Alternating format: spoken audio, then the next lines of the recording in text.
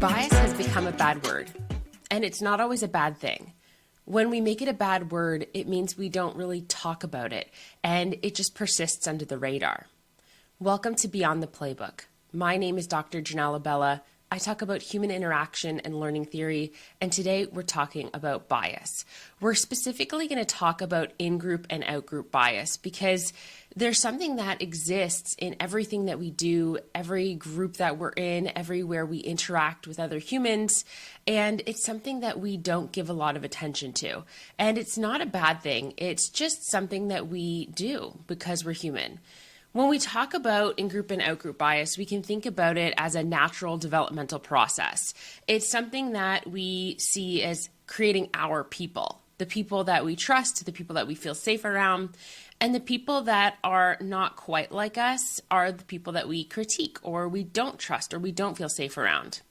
It's not usually something that's loud. It's something that is done quietly, and it shows up in small ways. Who we listen to, who we assume is capable, who gets second chances, and who has to prove themselves. It's the way that we think about other people, not necessarily disliking them, but who's comfortable around us and what we're familiar with. Today, I want to talk about in-group and out-group bias and how it affects our classrooms, how it affects our workplaces, and how it affects our communities, and what we can do to adjust the way that we create our groups so that these groups can expand. First, I want to talk about where in-group and out-group bias comes from, and we start sorting at an early age. It's not malicious, it's just what we become comfortable with. When we're young, it doesn't start as hate, it starts as familiarity. So we form these us versus them groups from people who like the same color as us, who have the same lunch, people who have the same water bottle, maybe they're on the same sports team or they wear the same jersey. And it becomes comforting and comfortable to us. And it's not that these are harmful choices. They're unconscious, harmless choices that happen based on our desirability. Our brain is doing efficiency work for us. So it helps us identify who feels safe, who feels like me. And this is a developmental process that we do throughout our lives. It's not necessarily a moral failure, which sometimes when we talk about bias, that's how it is framed, and that's not the case. When we look at in-group and out-group bias in different settings, it's about sitting with my friends, or when you're in an assembly wanting to sit in a certain spot, or sit with your friends at the lunch table, or play with your friends at recess. In sports, it may look like gravitating towards people who have a similar style as you, who have a similar background as you. Maybe they came from the same sports club or whatever it may be. In the workplace, that's bonding over our shared schedules, people who have similar lives as ours, whether they have the same humor as ours, or maybe they're on the same career path and you want to learn from them, engage with them, and you relate to them. In our communities, that expands, trusting familiar businesses, people who are similar to us, are on the same path as us, or even in the same network as us. And when we talk about networking, it's the same people at the same spaces, in the same groups, and it starts to create these biases, not because we're excluding intentionally, but because we created spaces that draw similar people in. When belonging turns into the norm, that's when it can become challenging or concerning. So over time, our in-groups stop being our preference and they start to become a default standard. And when they're a default standard, it becomes, I'm comfortable here, to this is how things are done here. And over time, we create that in our workplaces where it creates harm because it's no longer just, this is the preference, it's, this is the only way. And that challenge creates a space that pushes people who are different out. So some examples in our spaces could be that assuming that everyone celebrates the same way or has the same sports rituals. So considering the Super Bowl was on Sunday, how people are going to celebrate after. Are they going to go to Disneyland, or are they going to stay at home with their family? Or are they going to go to the bar? Or are they going to have a special ritual that works for them? The same thing happens in our workplaces. how staff meetings are scheduled, what staff meetings look like, business networking events that are built around one communication style or one culture. Or if we look at how community engagement events are developed and what they kind of focus on, and we think about what should work based on our understanding of what works, because I would like to go to it, I want to be there, and so everyone else should want to be there too. A prime example of this is events that are centered around alcohol. There's a lot of different people with a lot of different reasons of why they have certain relationships with alcohol. And when alcohol becomes a primary focus of an event, of an engagement, even the presence of it can be challenging for people to engage. And that becomes a risk. And it's not that people are told you don't belong here. It's quietly inferred because they're not considered in the presence of the planning or in the presence of how things are carried out. So when in-group bias becomes invisible, it is not just invisible to everyone, it's invisible to the people who are in the in-group. When you're in a group where things work the way that you want them to work in your favor, it's hard to see that you have an advantage. In-group members often experience access, information, forgiveness, and people who are in the out-group experience friction because they're being questioned, they're overlooked, or maybe they're excluded. And when that happens, people who are in that in-group might say, oh, there's not the right fit. Or, oh, it's common sense. Why wouldn't they do it this way?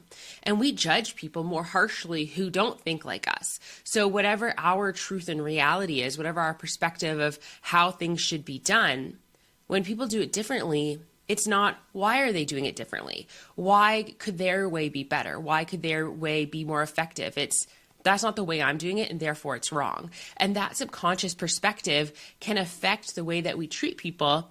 It also affects the way that we innovate because we're not considering their potential ideas in the way that we adjust things. This is persistent in our spaces because it's about who is given that value. Teachers may call on the same students who get it, or students that they trust, or students that they think will give the answer that they want them to give. In sports teams, coaches may trust the same players under pressure and say, oh, they'll get it, or oh, they'll figure it out, or they're going to lead the team, or they're the best in this opportunity.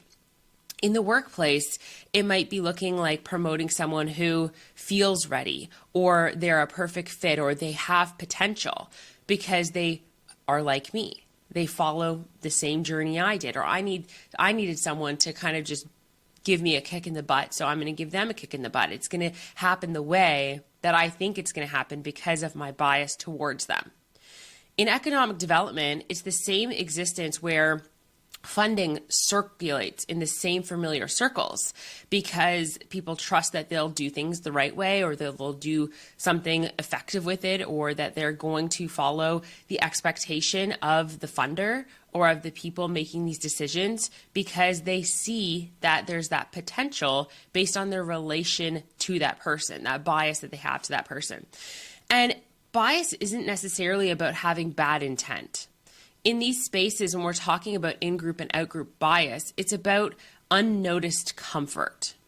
And when we have unnoticed comfort, it means that we're sitting in what's familiar, something that feels safe, because that discomfort or that risk is overpowering that we don't want to open ourselves up to that potential harm. Over time, in-groups share identity and they share that resistance to change. So belonging doesn't just influence behavior. It becomes a part of who we think we are, and it starts to become part of our identity. So people start to internalize that in-group identity. It's how we work, how we lead, how we compete, and how we succeed, because who we are is that path forward. And it challenges how we grow. When people say that's not the best way, or that's not the way that I would do things, people then take on those contradictions, those critiques as personal attacks, because they've now taken what is believed to be true and right, their bias, as a part of who they are. And so when someone is questioning that, it's questioning them as an individual. And so the action and the individual are tied together. And when the action and the individual are tied together, it becomes very risky and very harmful to the person who is being questioned. And this is where resistance starts to show up, not because people are cruel, but because they feel destabilized, because now they are being questioned as an individual. They're being questioned as someone who can be competent and successful. So some examples, the way that shows up in our spaces is people saying, that's not how we do it here, or that's not how we've ever done it.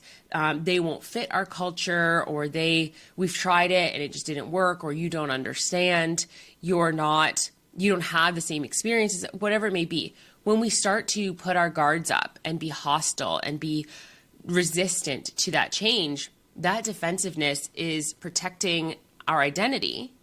And it's also protecting that process that's created from this in-group and prevented that growth and that opportunity for expansion. And here's the thing, belonging can expand.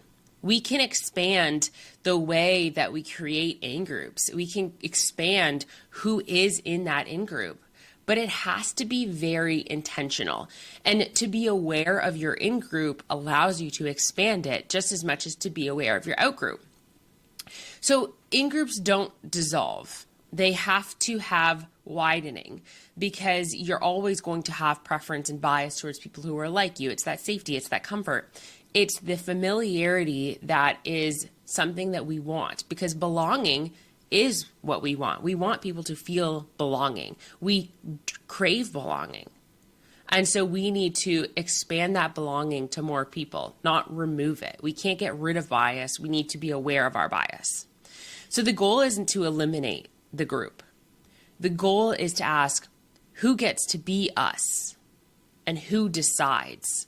Because when we're deciding who's in that in-group and we're aware of it, then we can consciously include people and we can make those shifts to interrupt that automatic sorting that happens in our unconscious.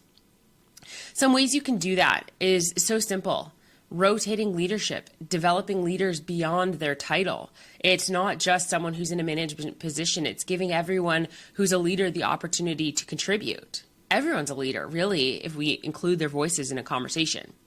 Give people opportunities to engage, multi-ways of engaging, increase opportunity to be part of the decision-making process. You need to redefine fit, because fit is often sameness. And when fit is sameness, it limits who's involved. Fit has to be around values and behaviors, because when we talk about how people act and how they engage and how they value integrity, respect, kindness, inclusion, you can have a fitting your organization's values moving forward, aligning with the vision and mission.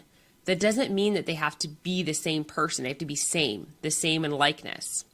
We have to work on designing systems that don't rely on informal access, systems that are intentional and authentic and genuine and support individuals for who they are and where they are.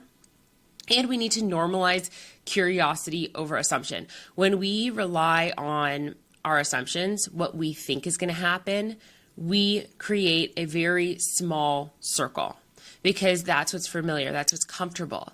When we start to grow, we are curious about why, asking why. Why is this different? Why is this new? Why is this changing? How can we think from their perspective? Why are they doing it that way? Not, that's not the way to do it. Just like kids make room at the lunch table, or they let a child come play with them, as adults, we can design wider tables, and we can only do that if we notice who's missing. And the awareness is the key to that. In-groups and out-groups aren't a flaw in humanity. They're a feature of humanity. The question is whether we let them run on autopilot, or if we choose to grow our groups with intention. Thank you so much for joining me this week on Beyond the Playbook. I'm super excited to announce that the first issue of Learning Seasons is out as well, which is the quarterly report analysis that looks at key insights for our spaces, where we're moving and how we're growing. As well, next week, we have another monthly issue of Signals and Patterns, and you can access all of this on diversesolutions.ca. Thank you so much for joining me, and I look forward to seeing your group grow.